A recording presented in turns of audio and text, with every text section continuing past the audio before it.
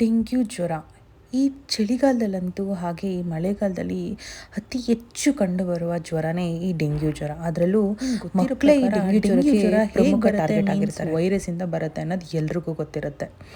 ಆದರೆ ಡೆಂಗ್ಯೂಗೆ ಯಾವುದೇ ಥರ ಆಂಟಿವೈರಸ್ ಟ್ರೀಟ್ಮೆಂಟ್ ಇರೋದೇ ಇಲ್ಲ. ಈ ಮಳೆಗಾಲ ಬಂತಂದರೆ ಸಾಕು, ಈ ಡೆಂಗ್ಯೂ ನಮಗೆ ಗಿಫ್ಟ್ ಆಗಿ ಬರ್ತಿರುತ್ತೆ. ಪ್ರತಿ ಮಳೆಗಾಲದಲ್ಲೂ ಕೂಡ ಜನರ ಆರೋಗ್ಯದ ಜೊತೆಗೆ ಚೆಲ್ಲಾಟವಾಡಿ ಹೋಗುತ್ತೆ. ಸೊಳ್ಳೆಗಳಿಂದ ಹರಡುವಂತಹ ಡೆಂಗ್ಯೂ ಜ್ವರಕ್ಕೆ ಕಡಿವಾಣ ಹಾಕಲು ಮನೆಯ ಸುತ್ತಲೂ ನೀರು ನಿಂತ್ಕೊಂಡಿದ್ದಂಗೆ ನೋಡ್ಕೋಬೇಕು. ಹಾಗೆ ಸೊಳ್ಳೆಗಳ ಸಂತಾನೋತ್ಪತ್ತಿಗೆ ಅವಕಾಶ ನೀಡಬಾರ್ದು. ಆದರೆ ಈ ಡೆಂಗ್ಯೂ ಜ್ವರ ಬಂದರೆ ದೇಹನ ಹಿಂಡಿ ಇಪ್ಪೆಕಾಯಿ ಮಾಡಿಟ್ಬಿಟ್ಟು ಹೋಗುತ್ತೆ. ಅದಕ್ಕೆ ಇದರಿಂದ ನಾವು ಬೇಗ ಹುಷಾರಾಗಿ ಆಹಾರ ತಿನ್ನೋ ಅಷ್ಟರಲ್ಲಂತೂ ರಾಮಾಯಣ ಆಗ್ಬಿಡುತ್ತೆ. ಫಸ್ಟ್ ಈ ಡೆಂಗ್ಯೂ ಜ್ವರ ಅಂದರೆ ಏನು?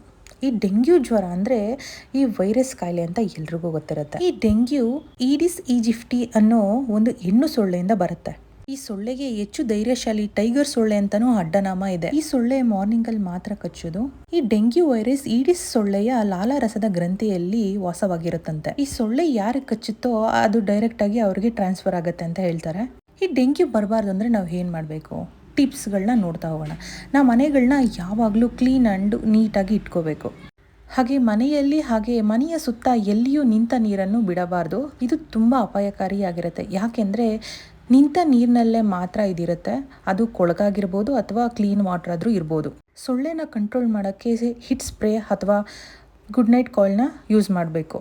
ನಿಮ್ಮ ಒದ್ದೆಯಾದ ಅಂದರೆ ವೆಟ್ ಡ್ರೈನೇಜ್ ಏನಿರುತ್ತೆ ಅದನ್ನು ನಾವು ಸಪ್ರೇಟಾಗಿ ಇಟ್ಕೋಬೇಕು, ಅಥವಾ ಅದನ್ನು ವೆಟ್ ಡ್ರೈನೇಜ್ ಒಂದು ತೊಟ್ಟಿಲೇ ಹಾಕಬೇಕು. ಅದನ್ನು ನಾವು ಡ್ರೆಸ್ ಹಾಕಬೇಕಾದ್ರೆ ಫುಲ್ ಓವರ್ ಹಾಕೋಬೇಕು, ಇಲ್ಲ ಫುಲ್ ಟೀ ಶರ್ಟ್ಸ್ ಹಾಕಬೇಕು. ಈ ಥರ ಯಾವುದೇ ಥರ ನಮ್ಮದು ಚರ್ಮ ಈಚೆ ಕಾಣಿಸ್ತಿಲ್ದ ಥರ ನಾವು ಆದಷ್ಟು ಬಟ್ಟೆಗಳನ್ನ ವೇರ್ ಮಾಡಬೇಕು. ಮನೆಯ ಡೋರ್ಸ್ ಹಾಗೆ ವಿಂಡೋಸ್ನ ಯಾವಾಗಲೂ ಕ್ಲೋಸ್ ಮಾಡಿಟ್ಟಿರಬೇಕು, ಎಸ್ಪೆಷಲಿ ಮಾರ್ನಿಂಗ್ ಹಾಗೆ ಈವ್ನಿಂಗ್ ಟೈಮಲ್ಲಿ. ಹಾಗೆ ಒಂದು ಎಸ್ಪೆಷಲಿ ಏನಂದರೆ ನಾವು ವೆಟ್ ಕ್ಲಾತ್ಸ್ ಹಾಗೆ ವೆಟ್ ಶೂಸ್, ಸ್ಲಿಪ್ಪರ್ಸ್ ಯಾವುದೇ ಆದರೂ ನಾವು ಆದಷ್ಟು ತೇವವನ್ನು ಒಣಗಿಸಲು ಪ್ರಯತ್ನ ಮಾಡ್ಕೋಬೇಕು. ಇಲ್ಲಾಂದರೆ ವೆಟ್ಟಲ್ಲೇ ಜಾಸ್ತಿ ಮಸ್ಕಿಟೋಸ್ ಜಾಸ್ತಿ ಬರುತ್ತೆ.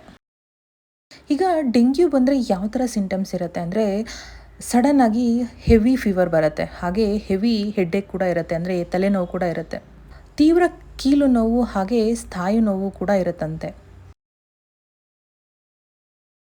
ಕಣ್ಣುಗಳ ಹಿಂದೆ ನೋವು, ಊದಿಕೊಂಡ ಗ್ರಂಥಿಗಳು, ವಾಕರಿಕೆ, ವಾಂತಿ, ಆಯಾಸ ಇದೆಲ್ಲ ಈ ಡೆಂಗ್ಯೂ ಜ್ವರದ ಸಿಂಟಮ್ಸ್ ಆಗಿರುತ್ತೆ. ನಾವು ಇಷ್ಟೆಲ್ಲ ಚೆನ್ನಾಗಿ ನೋಡಿಕೊಂಡ್ರು ಇವಾಗ ಡೆಂಗ್ಯೂ ಜ್ವರ ನಮಗೆ ಬಂದ್ಬಿಟ್ಟಿದೆ. ಸೊ ಡೆಂಗ್ಯೂ ಜ್ವರ ಬಂದಮೇಲೆ ನಾವು ಏನು ಮಾಡಬೇಕು, ಯಾವ ಥರ ಟ್ರೀಟ್ಮೆಂಟ್ ತೊಗೋಬೇಕು, ಹಾಗೆ ಯಾವ ಥರ ನಾವು ಫುಡ್ ಕನ್ಸ್ಯೂಮ್ ಮಾಡಬೇಕು ಅನ್ನೋದನ್ನು ನೆಕ್ಸ್ಟ್ ಈಗ ನೋಡೋಣ. ಡೆಂಗ್ಯೂ ಜ್ವರಕ್ಕೆ ಯಾವುದೇ ಥರ ಟ್ರೀಟ್ಮೆಂಟ್ ಇಲ್ಲ ಅಂತ ಎಲ್ರಿಗೂ ಗೊತ್ತು. ಆದರೆ ನಮ್ಮ ಬಾಡಿ ಟೆಂಪ್ರೇಚರ್ನ ಕಡಿಮೆ ಮಾಡಿಕೊಂಡು ಪ್ಲೇಟ್ಲೆಟ್ ಹೆಚ್ಚು ಮಾಡುವಂಥ ನಾವು ವಿಟಮಿನ್ಸ್ ಹಾಗೆ ನಾವು ಮೆಡಿಸಿನ್ಸ್ ತೊಗೊಂಡ್ರೆ ಡೆಂಗ್ಯೂ ಜ್ವರನ ಕಮ್ಮಿ ಮಾಡ್ಕೋಬೋದು. ಈ ಡೆಂಗ್ಯೂಯಿಂದ ಯಾವುದೇ ಥರ ಪ್ರಾಣ ಅಪಾಯ ಆಗೋದಿಲ್ಲ, ಏಕೆಂದರೆ ಈ ಪ್ಲೇಟ್ಲೆಟ್ಸ್ ಕಮ್ಮಿ ಆದರೆ ಮಾತ್ರ ನಮಗೆ ಪ್ರಾಬ್ಲಮ್ ಆಗೋದು. ಈ ಪ್ಲೇಟ್ಲೆಟ್ಸ್ ಹೇಗೆ ನಾವು ಜಾಸ್ತಿ ಮಾಡ್ಕೊಳ್ಳೋದು ಅಂತ ನೋಡೋಣ. ಈ ಡೆಂಗ್ಯೂ ವೇಳೆ ಪ್ಲೇಟ್ಲೆಟ್ಸ್ ಕಂಪ್ಲೀಟಾಗಿ ಕಮ್ಮಿ ಆಗ್ತಾ ಬರುತ್ತೆ. ಹೀಗಾಗಿ ನಾವು ಪ್ಲೇಟ್ಲೆಟ್ಸ್ ಜಾಸ್ತಿ ಮಾಡೋ ಫುಡ್ನಾಗಲಿ ನಾವು ವಾಟರ್ ಸಪ್ಲೈಸ್ ಮಾಡ್ಕೋಬೇಕು. ಲಿಕ್ವಿಡ್ ಫಾರ್ಮೇಷನಲ್ಲಿ ಜಾಸ್ತಿ ಇಂಟೇಕ್ ಮಾಡಬೇಕಾಗತ್ತೆ. ಲೈಕ್ ಎಳ್ನೀರು, ದಾಳಿಂಬೆ ಜ್ಯೂಸು, ಆರೆಂಜ್ ಜ್ಯೂಸ್ ಈ ಥರ ಕನ್ಸ್ಯೂಮ್ ಮಾಡ್ಕೋಬೇಕು ನಾವು. ಈ ಲಿಕ್ವಿಡ್ ಫಾರ್ಮೇಷನಲ್ಲಿ ನಾವು ತಗೊಂಡಾಗ ನಮಗೆ ಬಾಡಿ ನಿಶಕ್ತಿ ಕಮ್ಮಿ ಮಾಡ್ಬೋದು, ಹಾಗೆ ಜ್ವರನೂ ಕಮ್ಮಿ ಆಗುತ್ತೆ. ಜ್ವರ ಬಂದಾಗ ನಮಗೆ ಹಸಿವು ಕಡಿಮೆ ಆಗೋದ್ರಿಂದ ಸುಲಭವಾಗಿ ಜೀರ್ಣ ಆಗುವಂತಹ ಪೋಷಕಾಂಶಗಳು ಇರುವ ಆಹಾರವನ್ನು ಸೇವನೆ ಮಾಡಿದ್ರೆ ತುಂಬ ಒಳ್ಳೆಯದಾಗತ್ತೆ. ತುಳಸಿ, ಕೊತ್ತಂಬರಿ, ಬೆಳ್ಳುಳ್ಳಿ, ಶುಂಠಿ, ನಿಂಬೆ ಹಾಗೆ ಅಂಜೂರ್ ನಾವು ಈ ಫುಡ್ನ ಕನ್ಸ್ಯೂಮ್ ಮಾಡಬೇಕಾಗತ್ತೆ. ಈ ಪಪ್ಪಾಯಿ ಎಲೆಗಳಲ್ಲಿ ಅಸಿಟೋಜೆಟಿನ್ ಎನ್ನುವ ರಾಸಾಯನಿಕವಿದ್ದು ಇದು ಡೆಂಗ್ಯೂಲ್ಲಿ ಇರುವ ಜನಗಳಿಗೆ ಪ್ಲೇಟ್ಲೆಟ್ಸ್ ಅನ್ನು ತುಂಬಾ ವೇಗವಾಗಿ ಹೆಚ್ಚಿಸುತ್ತಂತೆ, ಹಾಗೆ ಬೇಗ ಗುಣಮುಖರಾಗಲು ಕೂಡ ಹೆಲ್ಪ್ ಮಾಡುತ್ತೆ. ಈ ಪಪ್ಪಾಯ ಎಲೆಗಳಲ್ಲಿ ಹಲವಾರು ನೈಸರ್ಗಿಕ ಸಸ್ಯಜನ್ಯ ಅಂಶಗಳಾದ ಫ್ಲಾವನಾಯ್ಡ್ ಹಾಗೆ ಕೆರೋಟಿನ್ಗಳಿದ್ದು ಇದು ಉರಿಯೂತ ಹಾಗೆ ಶಮನಕಾರಿ ಹಾಗೂ ಆಂಟಿ ಆಕ್ಸಿಡ್ ಆಗಿ ವರ್ಕ್ ಮಾಡುತ್ತೆ. 4 ಅಥವಾ 5 ಪಪ್ಪಾಯ ಎಲೆಗಳನ್ನು ತಗೊಂಡು ನೀರಿನಲ್ಲಿ ಚೆನ್ನಾಗಿ ಕುದಿಸಿ ಅದನ್ನು ಕಷಾಯ ಮಾಡಿಕೊಂಡು ಮಾರ್ನಿಂಗ್ ಹಾಗೆ ಈವ್ನಿಂಗ್ ಒಂದು ಕಪ್ಪು ಕುಡಿಯೋದ್ರಿಂದ ಬೇಗ ಗುಣಮುಖ ಆಗ್ತಾರಂತೆ. ಪಪ್ಪಾಯ ಎಲೆ ಅಷ್ಟೇ ಸ್ಟ್ರಾಂಗ್ ಆಗಿರೋ ಈ ಗೋಧಿ ಹುಲ್ಲು ನೈಸರ್ಗಿಕ ರೀತಿಯಲ್ಲಿ ಪ್ಲೇಟ್ಲೆಟ್ಸ್ ಅನ್ನು ಜಾಸ್ತಿ ಮಾಡೋದು ಇದು ಅಂತಾರಾಷ್ಟ್ರೀಯ ಮಟ್ಟದ ಅಧ್ಯಯನಗಳಲ್ಲೇ ಹೇಳಿದೆ. 1 ಕಪ್ ಗೋಧಿ ಹುಲ್ಲಿಗೆ ಸ್ವಲ್ಪ ನಿಂಬೆಹಣ್ಣು ಜ್ಯೂಸ್ ಹಾಕೊಂಡು ನಾವು ಕುಡಿಯೋದ್ರಿಂದ ಡೆಂಗ್ಯೂಯಿಂದ ಬೇಗ ಹುಷಾರಾಗ್ಬೋದಂತೆ.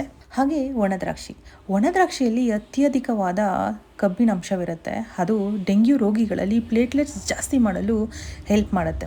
ರಾತ್ರಿ ವೇಳೆ ಒಂದು ಹಿಡಿ ದ್ರಾಕ್ಷಿಯನ್ನು ನೀರಿನಲ್ಲಿ ನೆನೆಸಿಟ್ಟು ಅದನ್ನು ಬೆಳಗ್ಗೆ ಎದ್ದು ಖಾಲಿ ಹೊಟ್ಟೆಯಲ್ಲಿ ಅದರ ನೀರು ಕುಡಿಯೋದ್ರಿಂದ ಹಿಮೋಗ್ಲೋಬಿನ್ ಕಡಿಮೆ ಆಗೋರಿಗೆ ಇದು ತುಂಬ ಒಳ್ಳೆಯದಾಗುತ್ತೆ. ಹಾಗೆ ರಕ್ತಹೀನತೆ ಸಮಸ್ಯೆ ಕೂಡ ನಿವಾರಣೆ ಆಗುತ್ತೆ. ವಿಟಮಿನ್ ಸಿ ಇರುವ ಆಹಾರಗಳು.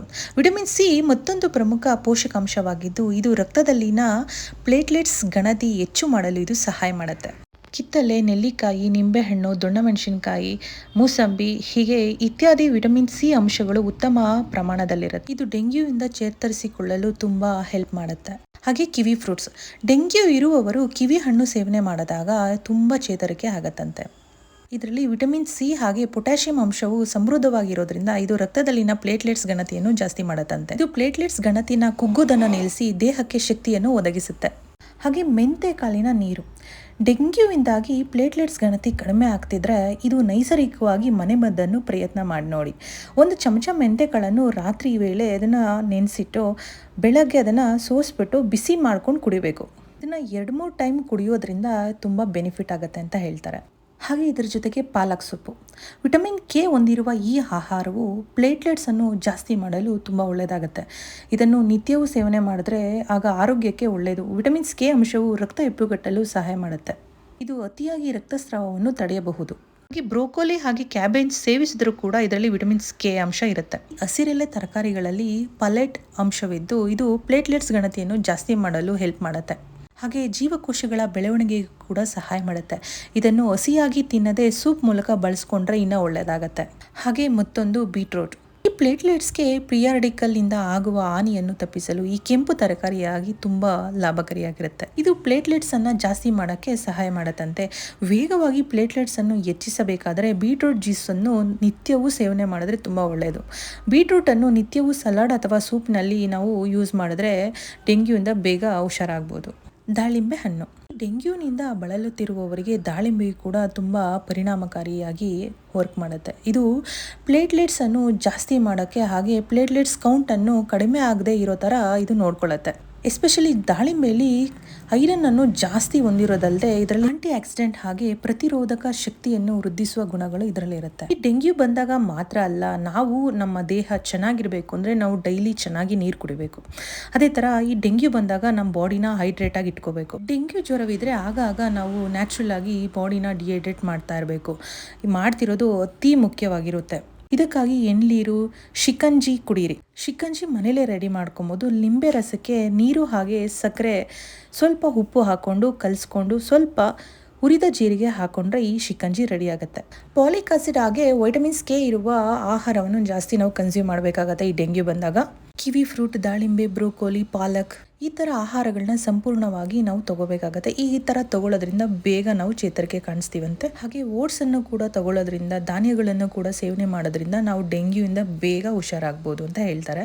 ಈಗ ಡೆಂಗ್ಯೂ ಬಂದಾಗ ಏನೇನು ತಿನ್ನಬೇಕು ಆಯಿತು, ಆದರೆ ಏನೇನು ತಿನ್ನಬಾರ್ದು ಅನ್ನೋದನ್ನು ನೋಡೋಣ. ಕಾಫಿ, ಟೀ ಹಾಗೆ ನಾವು ಜಾಸ್ತಿ ಮಸಾಲೆಯುಕ್ತ ಆಹಾರಗಳು ಹಾಗೆ ಪ್ರಿಸರ್ವೇಟಿವ್ ಏನು ಧಾನ್ಯಗಳಿರುತ್ತೆ ಅದನ್ನು ಕಂಪ್ಲೀಟಾಗಿ ಸ್ಟಾಪ್ ಮಾಡಬೇಕು. ಹಾಗೆ ಸಕ್ಕರೆ ತಿಂಡಿಗಳು, ಕರಿದ ಆಹಾರಗಳು, ಕೆಂಪು ಮಾಂಸ, ಮಸಾಲೆಯುಕ್ತ ಹಾಗೆ ಎಣ್ಣೆಯುಕ್ತ ಆಹಾರವನ್ನು ಕಂಪ್ಲೀಟಾಗಿ ಸ್ಟಾಪ್ ಮಾಡಬೇಕು. ಕೆಫೆನಿಂದ ಮಾಡಿದ ಪಾನೀಯಗಳು ಹಾಗೆ ಜಂಕ್ ಫುಡ್ಸ್ ಟೋಟಲಿ ನಾವು ಮಸಾಲೆ ತಿನ್ನೋದನ್ನ ಕಂಪ್ಲೀಟಾಗಿ ಸ್ಟಾಪ್ ಮಾಡಬೇಕು. ಈ ಥರ ಮಾಡೋದ್ರಿಂದ ಡೆಂಗ್ಯೂಯಿಂದ ಬೇಗ ಹುಷಾರಾಗ್ಬೋದು. ಈ ಎಲ್ಲ ಕ್ರಮಗಳನ್ನು ನೀವು ಚೆನ್ನಾಗಿ ನೋಡಿಕೊಂಡ್ರೆ ನೀವು ಹಾಗೆ ನಿಮ್ಮ ಫ್ಯಾಮಿಲಿ ಹೆಲ್ತಿಯಾಗಿರ್ಬೋದು. ಫಸ್ಟು ಕಂಪ್ಲೀಟಾಗಿ ಜಂಕ್ ಫುಡ್ನ ಸ್ಟಾಪ್ ಮಾಡಿ ಹೆಲ್ದಿ ಫುಡ್ನ ಮಾತ್ರ ಕನ್ಸ್ಯೂಮ್ ಮಾಡಿ. ಲೈಕ್ ಫ್ರೂಟ್ಸ್, ವೆಜಿಟೇಬಲ್ಸ್, ಸೊಪ್ಪುಗಳು, ಗ್ರೇನ್ಸ್, ಸ್ಪ್ರೌಟ್ಸ್ ಈ ಥರ ಎಲ್ಲ ನೀವು ಕನ್ಸ್ಯೂಮ್ ಮಾಡೋದ್ರಿಂದ ಯಾವುದೇ ಥರ ನಮಗೆ ಹೆಲ್ತ್ ಇಶ್ಯೂಸ್ ಆಗಲ್ಲ. ಸೊಳ್ಳೆಗಳು ಬರ್ದಿಲ್ಲ ಈ ಥರ ಫುಲ್ ಸೆಕ್ಯೂರ್ ಮಾಡ್ಕೊಳ್ಳಿ. ಮಕ್ಕಳನ್ನ ಆದಷ್ಟು ಹುಷಾರಾಗಿ ನೋಡ್ಕೊಳ್ಳಿ. Be good, do good. ಈ ವಿಡಿಯೋ ನಿಮಗೆ ಇಷ್ಟ ಆಗಿದ್ರೆ ದಯವಿಟ್ಟು ನಿಮ್ಮ ಫ್ಯಾಮಿಲಿ ಫ್ರೆಂಡ್ಸ್ ಜೊತೆಗೆ ಶೇರ್ ಮಾಡಿ. ಹಾಗೆ ಥ್ಯಾಂಕ್ ಯು ಫಾರ್ ವಾಚಿಂಗ್.